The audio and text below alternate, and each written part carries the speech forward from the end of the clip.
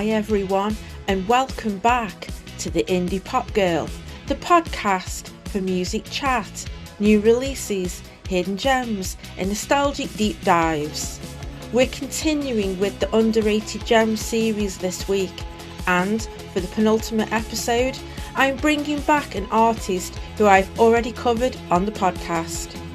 This is a record that was released back in 2003 and, in my opinion, a true underrated pop record. I'm talking about Body Language by Kylie Minogue. And before we get into the episode, if you enjoy music discussions like this, please consider following the podcast or leaving a like, depending on where you're listening. It really helps the show reach more people, and it means a lot for a small independent podcast like this one.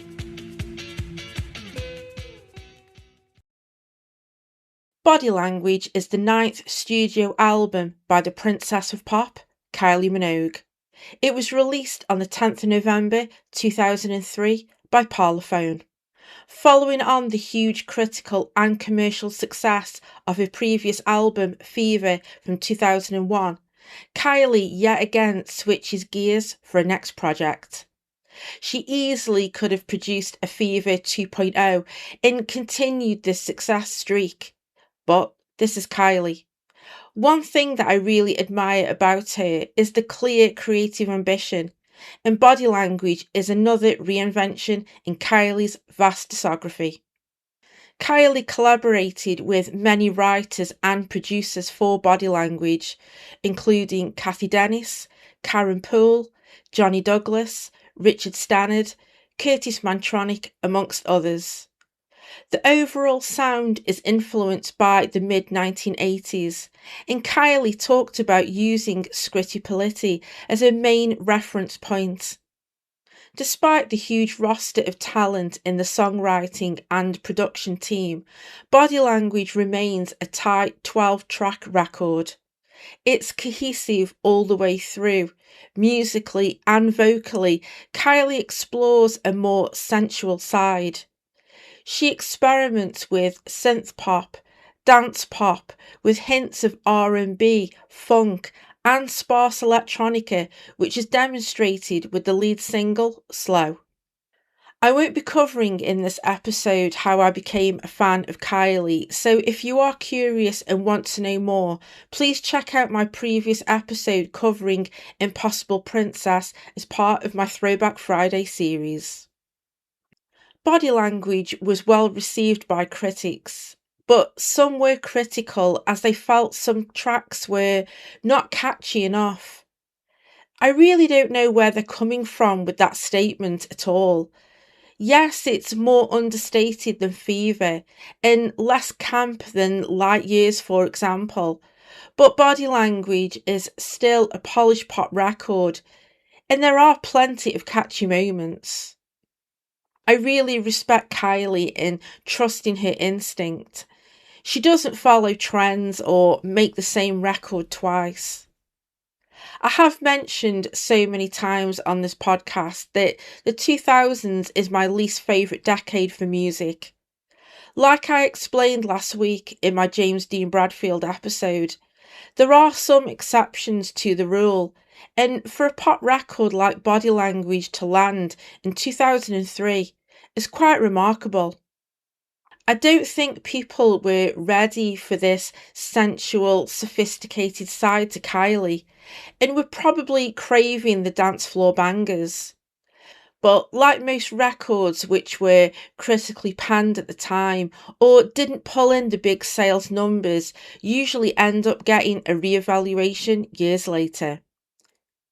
Body Language was reissued for the album's 20th anniversary in March 2023 and was pressed onto vinyl for the very first time. Over the years, there has been a shift with people's opinion for the project, and many have warmed up to the smooth sound from the record now. Many critics now understand Kylie's artistic vision for that period. She was referred to as Bardo Kylie due to the Brigitte Bardot inspired look Kylie embraced on the artwork. and this is now seen as Kylie broadening her sonic palette. Body language was ahead of its time. Kylie, yet again, ahead of the curve, in referencing the music which inspired her during the 80s, was something that artists were not doing during the early 2000s. A lot of music around that time is dated, bland, and stale, and all started to blur into each other.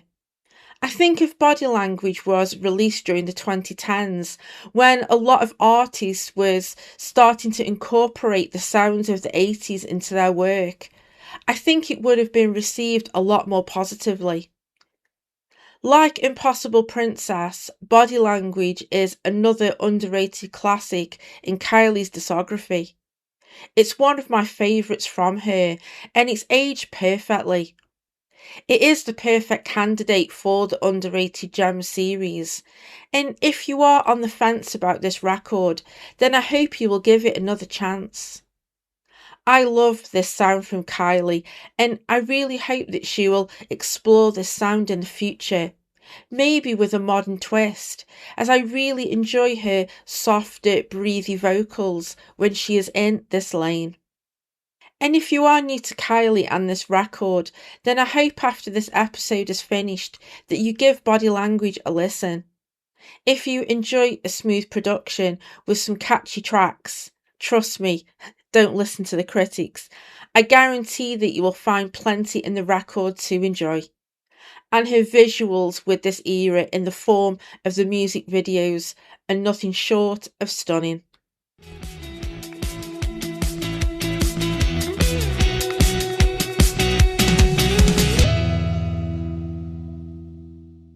As I have mentioned in previous episodes, I will not be playing clips of the songs, so if you are curious, then please support the artists I cover by streaming, downloading, or buying physical copies. Thank you. Track 1, Slow. I still find it hard to believe that a song like this was released back in 2003. It really does make a statement as the lead single for the Body Language campaign, and it kicks off the record perfectly. I had to refresh my memory and looked up what was popular during the autumn of 2003 because Slow really does stand on its own. The UK music scene was dominated by hip hop, polished pop, and a significant revival of rock and indie guitar bands. There was also a rise in pop punk, grime, and UK garage. I've always thought that Slow was ahead of the curve. Its stripped back production and minimalist electronica is just something that you wouldn't associate with back in 2003. Thankfully, the UK buying public got it right for once, and Slow became Kylie's seventh number one single. Because the track is so stripped back, it allows Kylie's breathy, seductive vocals to take centre stage. And boy, does Kylie serve and deliver with her vocals here. I love it when she is in this lane. It suits her tone so much. And there is something about it which is so sensual and erotic. Kylie fully embraces the sexiness, and you believe every word she is saying. She is soft with her delivery, but she is also commanding and completely in control, which is so difficult to pull off and to be so convincing like this. And I have to mention the music video. Just wow. It was filmed in Barcelona at the Olympic diving site, and what is remarkable about it is that the song is presented visually so perfectly. You really couldn't imagine this song with different visuals. The location, the lighting, the additional dancers and choreography match the aesthetic of Slow with so much precision and attention to detail. It's one of those moments in pop culture history when a song and the visuals just knock you the fuck out. Just like Can't Get You Out of My Head in 2001, Kylie serves yet again, just 2 years later. And by the way, Kylie looks absolutely fucking stunning in the video. Probably my favourite look from her. From her hair and makeup to the body hugging Balenciaga dress and her sensual movements in the video. It's nothing short of iconic.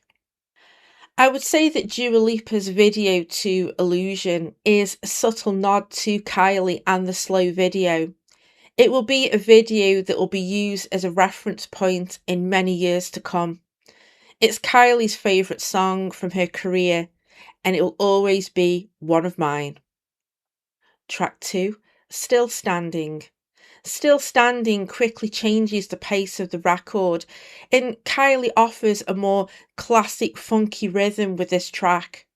It's warm and groovy, which is the total opposite of the previous track Slow. Kylie has spoken about her love for Prince, and I think there is some Prince influence here. It's got that 80s Minneapolis funk that Prince was so known for. Kylie switches her vocal delivery with so much ease. She uses that breathy tone in the verses, and then she blossoms into a more melodic layered chorus. You can hear the vocoder effect on Kylie's backing vocals, but they become more prominent during the bridge and towards the outro. It's clever stuff, really, when you pair the robot Kylie vocals with that stuttering synth hook that runs throughout the song. It makes it feel slightly futuristic. If Slow was the experimental art piece, Still Standing was a proof that the new disco revival, which became huge in the 2010s with artists like Dua Lipa, was already being perfected by Kylie in 2003. It didn't have the cheesy pop polish of the early 2000s. It felt sophisticated and expensive. It's probably why the record is aged like fine wine and still sounds fresh and exciting today. Track 3, Secret Take You Home. This track directly refers to the 1984 song I Wonder If I Take You Home by Lisa Lisa and Cult Jam.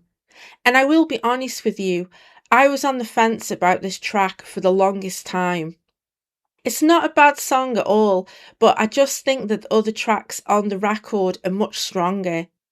I'm not sure if the rapping parts put me off at first, and it took a while for the whole track to fully click with me. The production is really interesting. It's got a bit of grit running through it, which is juxtaposed with the smoother, sleeker tracks on the record. It features a heavy, squelchy synth bass line that gives it a funky, sweaty basement club vibe. I'm not sure what the critics were on when they were reviewing the record back in 2003 in saying that it lacked tracks suitable for dancing.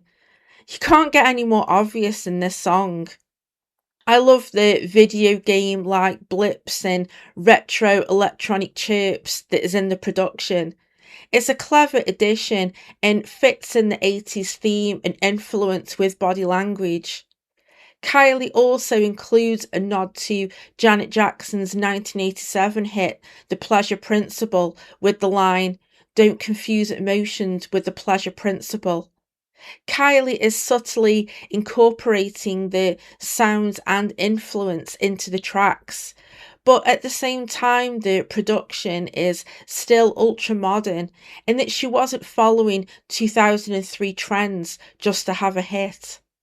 I think Kylie and this track in particular paved the way for artists like Nelly Furtado and Gwen Stefani's solo work later on in the decade. Kylie's rapping parts in particular have always reminded me of Gwen's Love Angel Music Baby record, that playful, fun and cheeky side of pop that Gwen also mastered a few years later. Track 4, Promises. This track definitely feels like it's lifted straight out of 1984. It's catchy and has that radio-friendly feel to it, but the production by Curtis Mantronic is where the magic happens. It's sleek and smooth, with Kylie's vocal delivery sitting on top of the production. The 80s style synth stabs in the chorus sound great, but it's never overdone. Kylie's vocal style reinforces the minimalist theme of body language. It's about restraint and keeping the listener leaning in. The track is crisp and sophisticated. You listen to it now and you don't think, oh, this was released in 2003. It takes you back to a completely different era. It sounds completely different to the rest of the tracks, but still remains cohesive and doesn't sound out of place. Kylie approaches a calm and cool approach to the lyrical themes of the song, which is what makes it stand out. She uses that soft, breathy tone to deliver the lines, like she's bringing a sexy energy to the breakup that the song is alluding to. It's got that buzzing synth funk backing her up and has that scritty polity vibe, which Kylie confirmed as the main influence for body language. Track 5, Sweet Music. I'm not sure if this is accurate, but I've always thought that Kylie is referencing NXS in this track. She opens up the song by singing New Sensation and later with the line, I'm looking for that new sensation, which I think is a deliberate nod to their 1987 hit New Sensation. Kylie had a deep and personal history with the late Michael Hutchence, the lead singer of INXS, and they dated from 1989 to 1991. I think the sound of Sweet Music and the little references in the lyrics are Kylie's little tribute to him, but delivered in a lovely, subtle fashion that wouldn't make it overly obvious. It's like Kylie is reclaiming her 80s roots and her history with Michael Hutchence, turning it into a polished, more modern electronic groove that stands entirely on its own. My only criticism, and I am being very picky here, only slightly, is that I feel the song is too long for what it is. I think if it was around the 3:30 mark instead of over 4 minutes, it would be a lot punchier. But that is just my opinion, and it's still a great track. If you're listening right now and enjoying this is your cue to hit like before you forget. I really do appreciate all of the support. Thank you. Track 6, Red Blooded Woman. Reaching the halfway point in the record, Red Blooded Woman changes gears completely. It's a strange track to describe sonically, as it pulls from so many different sounds and influences. Think of Timbaland's work with Nelly Furtado and Justin Timberlake, but it's also got elements of synth pop in it as well. It's probably the only track on the album which sounds from around that time, and I am not saying that it is dated because it isn't. Red Blooded Woman still sounds fresh and vibrant to this day. I have been playing the Body Language vinyl quite a lot over the course of the week, and one thing that stood out to me is the production style. I'm not surprised that this was selected as a second single because it's so catchy and has that spring summer massive hit written all over it.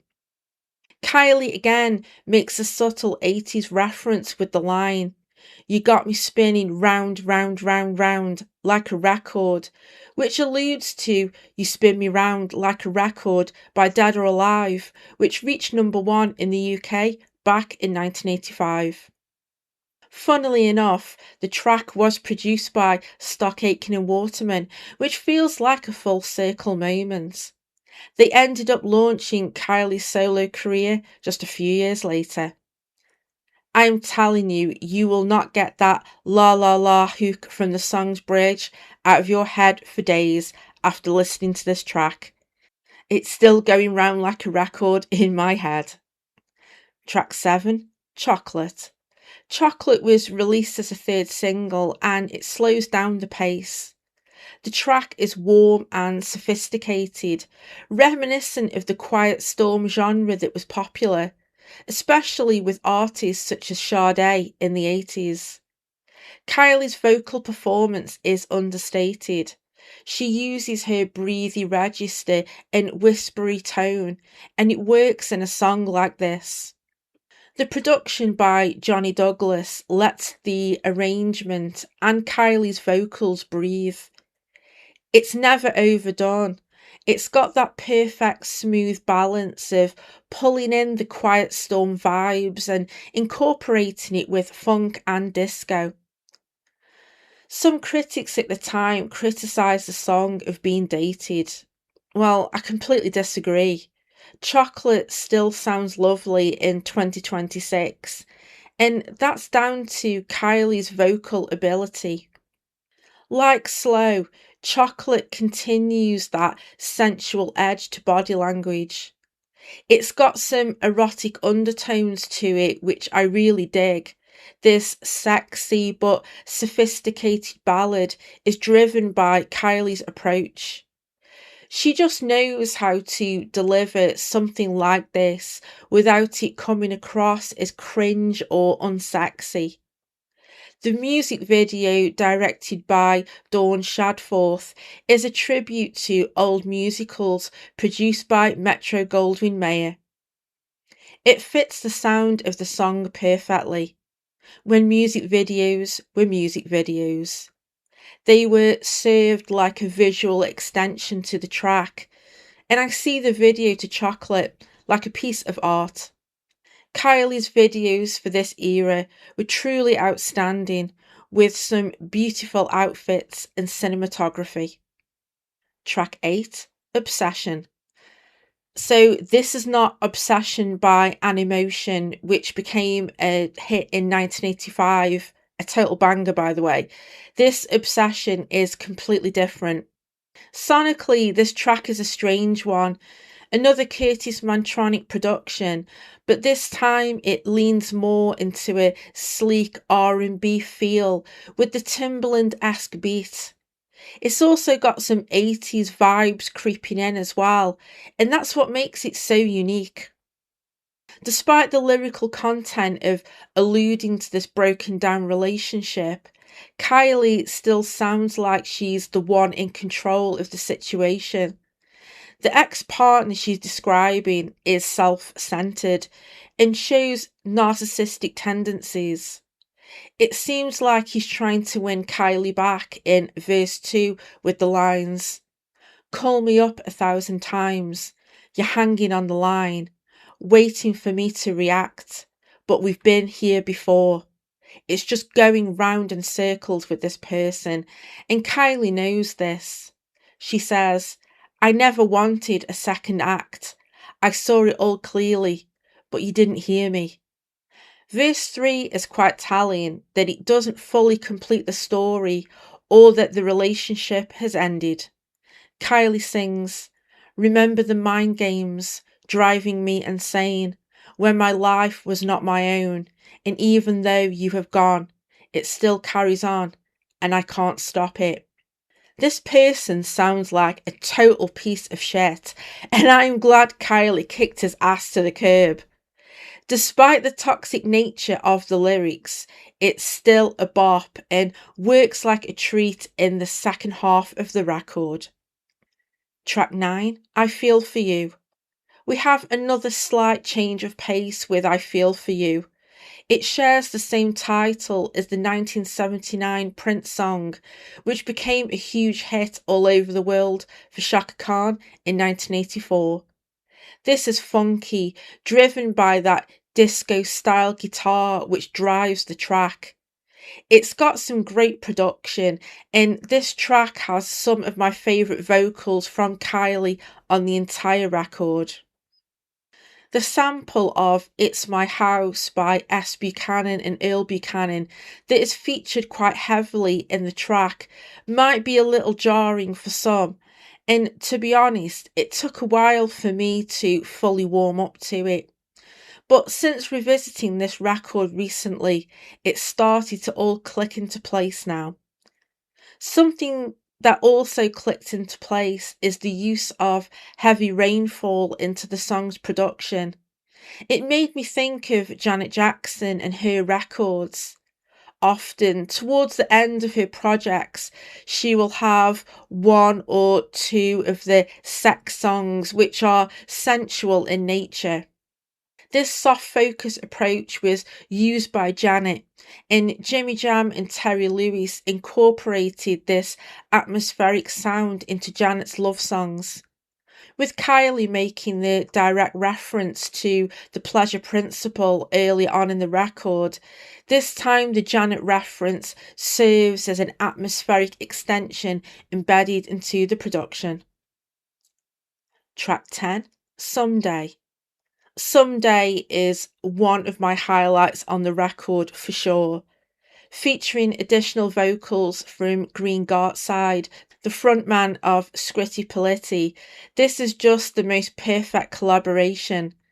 Their voices blend so well together, and it's hard to believe that they have never collaborated before.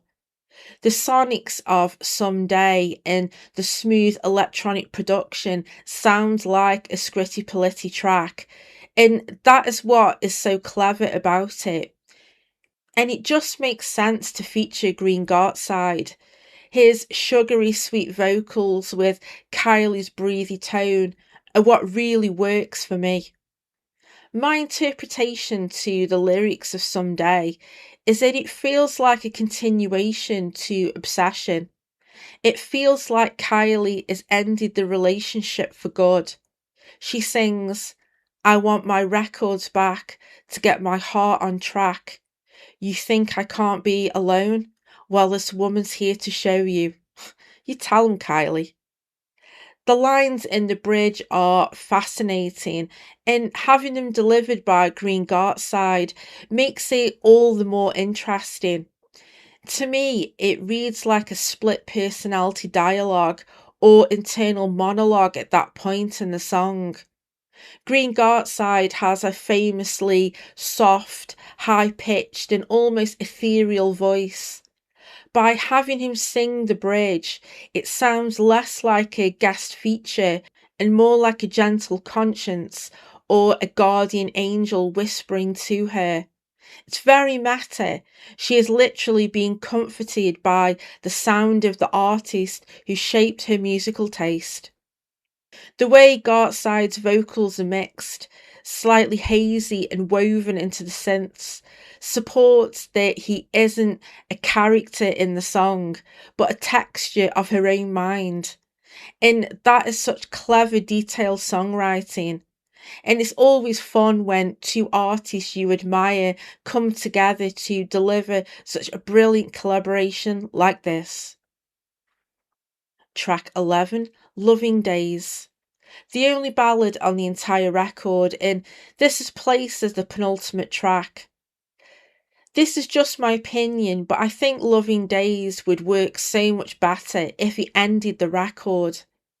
It features some lovely strings by the London Session Orchestra, conducted by Simon Hale and led by Gavin Wright.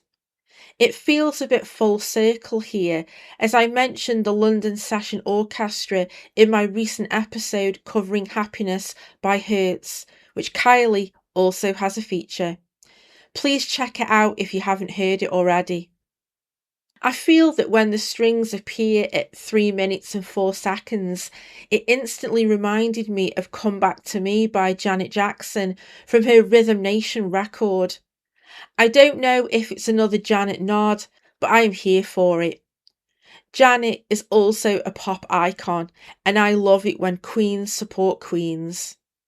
The sonic feel of Loving Days is very cinematic, and it also gives me a slight Massive Attack vibes as the beat has a trip hop feel. It could also be a sonic connection to Dreams, which is the closer on Impossible Princess. Either way, it's such a stunning song, and it's about time Kylie performed this live with a full orchestra. We need to see that happen. Track 12, After Dark.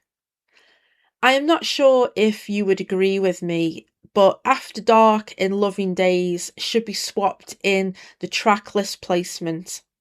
This is still a great song and feels like Kylie is bringing the energy of her previous record Fever with this track. Written by Kathy Dennis and Chris Braid, After Dark is smooth with a funky edge and still remains cohesive with the rest of the record. I would say this is the track that has the modern production and doesn't rely on the 80s influences that directly. But it's still fresh, it's laid back and playful. The background vocals by Kathy Dennis are really the icing on the cake here.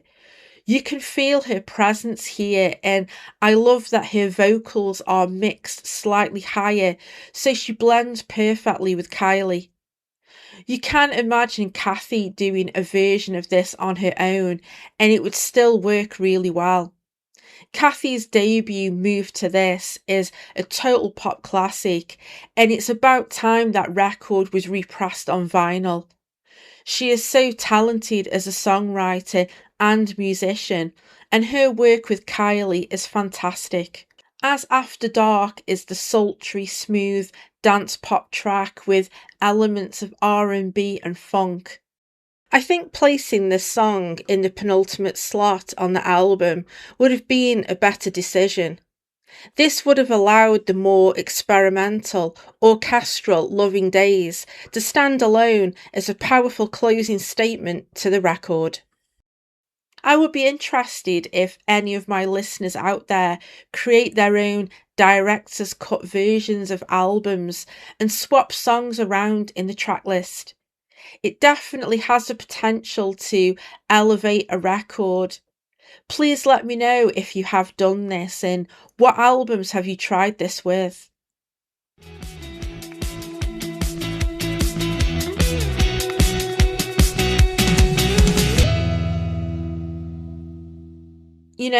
I still find it hard to believe that this record is over 20 years old now. Just where has the time gone? I was living and working in London at the time this record dropped. I was playing the CD all the time and I have some good memories attached to it. It's awesome that the 20th anniversary was honoured with the red coloured pressing back in 2023. Listening to the album on vinyl really made me appreciate the record as a full body of work, and it's one of the strongest pop releases to come out of the 2000s. I found a quote from Chris True in his review of Body Language at AllMusic. Chris said, and I quote, "If Light Years was the comeback and Fever the confirmation, then Body Language can best be described as Kylie's big step forward." And that's exactly what it is. Chris described that so beautifully. And despite some critics having some reservations when the record was released, it ended up having a critical re-evaluation during recent years. When the critics tried to write Kylie's career off after Impossible Princess was released, they failed. If you are old enough to remember the critical and commercial mauling that poor Kylie received after delivering the most daring and experimental project of her career, it was brutal. To come back with a winning streak of 3 projects in a row, all sonically different from each other, is nothing short of remarkable. Kylie is remarkable. I admire and respect her fighting spirit, her dedication to her artistry with the music and visuals, but completely staying true to herself. Yes, Impossible Princess is the underrated and misunderstood project in her canon, but Body Language is the record and era which went under the radar. I honestly think it was released in the wrong decade. It was so ahead of its time. I know it's a cliche to say that, but it genuinely is. Kylie was so ahead of the curve.